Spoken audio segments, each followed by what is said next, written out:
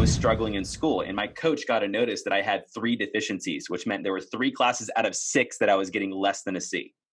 And this is what changed my life. And I wrote about this in my first book called Skating Through College.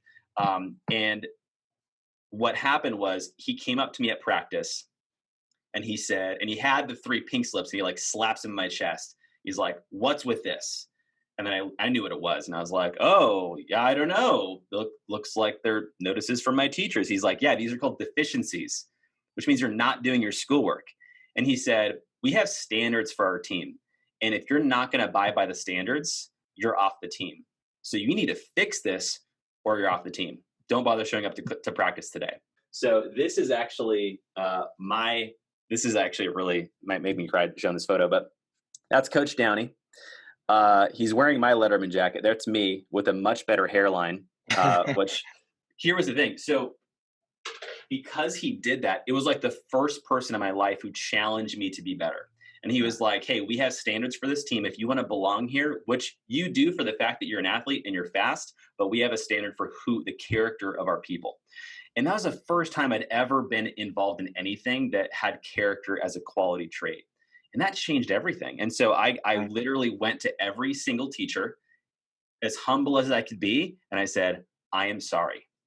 I'm screwing everything up. I'm not paying attention. I really want to make this work."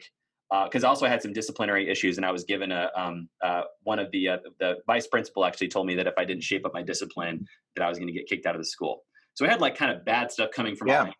And for some people, they might look at that and be like, "Oh, well, I'm just not meant for this school, and I'm just gonna leave, right?" Or be okay with that. But there was part of me that I think it was my coach that like I had this hope that I could do something good with my life.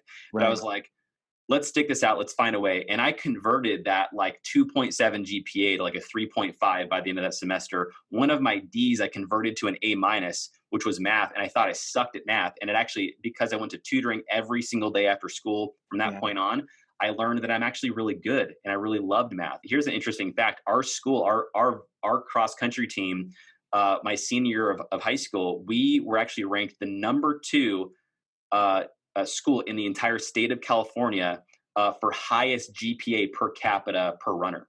So we had an average of like a 4.2 GPA. And it was because of the standards that my coach held. And I think for a lot of students, like that can be a challenging thing, which is like, number 1, it's called receiving leadership, right? Being humble enough to be led. And I wasn't open to that initially. But I think that because I saw some potential success in myself and because my coach actually saw something in me and he held me to a standard, it was like I had something I wanted to work towards. And that honestly, that changed everything for me.